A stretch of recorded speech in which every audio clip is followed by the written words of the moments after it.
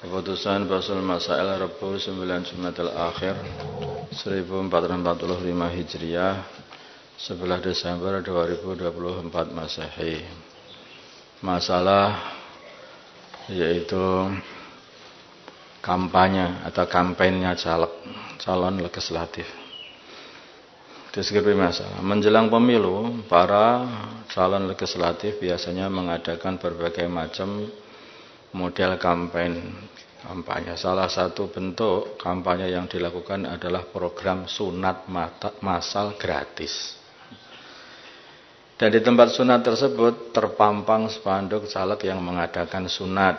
Pertanyaan, bagaimana hukum mengikut sertakan anak kita dalam program sunat massal gratis yang diadakan oleh seorang calon legislatif? Jawabnya adalah haram, tidak diperbolehkan. Dikarenakan itu semacam riswah yang dibuat oleh calon legislatif, riswah kepada yaitu masyarakat, karena dalam hal ini itu yang mengangkat caleg itu adalah masyarakat, yang memilih caleg itu adalah masyarakat. Sehingga seperti pejabat yang diriswah. Sekarang masyarakat yang diriswah karena masyarakat mempunyai kekuatan untuk mengangkat calon legislatif. Nah, di sini inilah makanya kedudukannya terbalik itu. Ini. Makanya kalau kita menerima itu suapan seperti itu. Kenapa uang ini sunat massal kok gratis kok suap? Karena ini adalah mengandung yaitu qimah atau nilai di situ itu. Karena orang namanya sunat itu juga harus bayar biasanya. Tapi di sini digratiskan artinya itu dinilai, ada nilainya. Dan berapa biasanya sunat itu? 500, 1 juta harganya. 1 juta itu. Jadi seperti kita disogok 1 juta demi untuk yaitu mengsaksikan kepinginannya orang yang pengen diangkat menjadi pejabat. Wallahu a'lam. Masalah membangun bangunan di tanah sewa. Ada seorang pebisnis menyewa tanah selama 10 tahun. Untuk memudahkan bisnisnya, ia membangun toko di tanah yang ia sewa. Setelah 10 tahun lewat, masa sewanya habis, sang penyewa memaksa pemilik tanah untuk membeli. Sang penyewa memaksa pemilik tanah untuk membeli bangunan atau tokonya tersebut. Karena sudah dia yang bangun. Pertanyaan, bagaimana hukum tindakan penyewa? Yaitu membangun dan memaksa orang yang punya tanah untuk membeli bangunan dia, sebagaimana deskripsi di atas. Jawabnya, hukum membangunnya boleh apabila ada kesepakatan antara pemilik tanah dan penyewa. Ketika akad atau akad sewanya adalah menyewa seluruh manfaat tanah. Dikarenakan pemilik tanah mengatakan, kamu berhak memanfaatkan tanah sesuai kehendakmu atau sesuai hatimu, maka ia boleh memanfaatkan tanah dengan membangun dan lain-lain, dengan syarat tidak menyebabkan kerusakan kepada tanah. Terus hukum memaksa yang punya tanah untuk membeli. Hukum memaksa yang punya tanah untuk membeli bangunan itu setelah selesai habis masa sewa adalah tidak boleh. Adapun caranya, pihak penyewa yang bangun toko tadi disuruh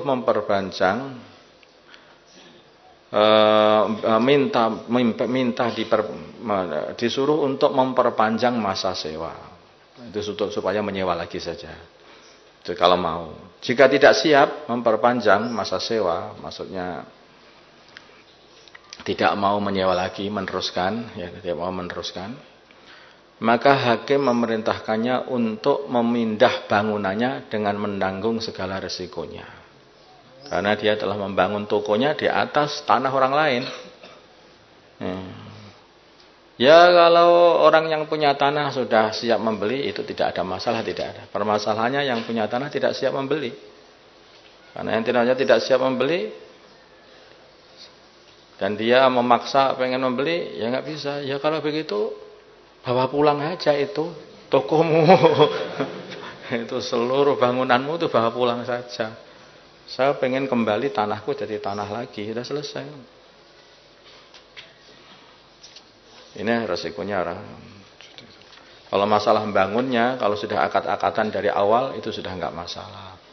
Atau akadnya itu untuk dimanfaatkan sesuka hati, terserah mau dibangun toko, tidak apa lah itu terserah.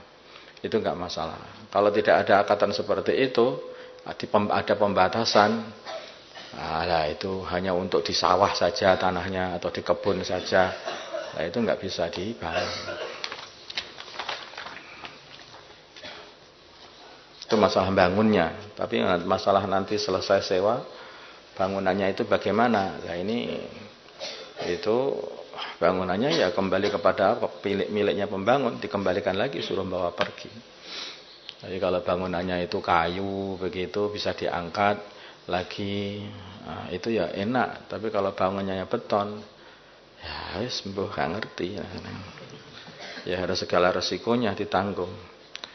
Masalah mencabut tulang hidung bagi bagi petinju katanya. Ini masalah mencabutnya ya itu. Masalah mencabutnya bukan masalah hukum boxingnya tapi hukum mencabut tulang yang ada di hidung biar tidak berdarah. Dengan alasan untuk menghindari patah tulang hidung yang dapat menyebabkan resiko negatif bagi para petinju, maka sebagian petinju berinisiatif untuk mengoperasi tulang hidung mereka dengan cara mencabutnya.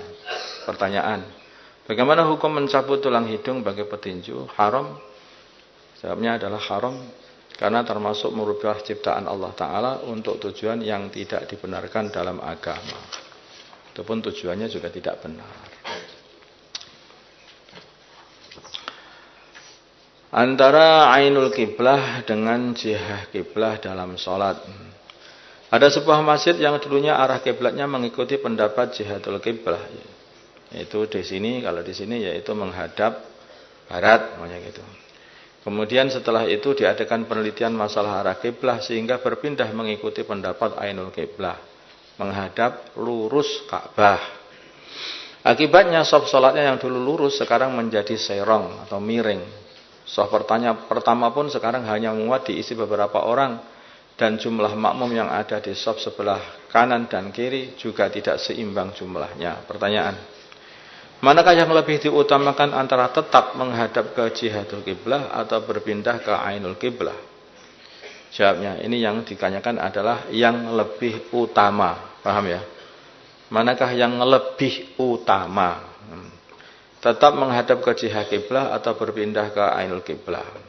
Bukan masalah boleh tidaknya, tapi yang lebih utama yang ditanyakan. Jawaban, lebih utama. Lebih utama. Kalau dibandingkan antara jihad kiblah dengan ainul kiblah, mana yang lebih utama? Lebih utama mendahulukan pendapat menghadap ainul kiblah, yaitu lurus ke Ka'bah. Alasannya, keluar dari khilaf pendapat yang mengatakan bahwa menghadap jihah kiblah itu di sini ini yaitu menghadap ke barat itu belum mencukupi atau belum sah. Mesti menghadap ke arah lurus Ka'bah. Kalau hanya arah Ka'bah sekarang tempatnya di sini ini ada di arah barat, kemudian kita hanya menghadap barat saja, itu ada pendapat yang mengatakan itu belum sah. Mesti menghadap ke lurus ke Ka'bah. Ada yang mengatakan seperti itu. Tapi ada yang mengatakan enggak, jilah kiblah saja sudah cukup. Yang kedua, memperhatikan perkara yang berkaitan dengan kesahan sholat lebih utama daripada memperhatikan perkara yang sunnah atau kesempurnaan sholat. Karena ada yang mengatakan tidak sah kalau enggak lurus kiblat, maka mesti itu yang lebih diutamakan biar tidak biar bisa keluar dari yaitu khilafnya orang yang tidak mengesahkan menghadap jihah kiblat saja. Paham misalnya? Allahumma salli ala sayyidina Muhammad wa ala sayyidina Muhammad wa salli ala sayyidina Ibrahim wa ala ali sayyidina Ibrahim wa barik ala sayyidina Muhammad wa ala ali sayyidina Muhammad wa barik ala sayyidina Ibrahim wa ala ali sayyidina Ibrahim fil alamin innaka Hamidum Majid. اللهم ارحم أمة سيدنا محمد اللهم اغفر لأمة سيدنا محمد اللهم أصلح أمة سيدنا محمد اللهم آلف بين قلوب أمة سيدنا محمد اللهم انصر أمة سيدنا محمد اللهم أعز سلطانا نصيرا صلى الله على سيدنا محمد النبي الأمي وعلى آله وصحبه وسلم والحمد لله رب العالمين.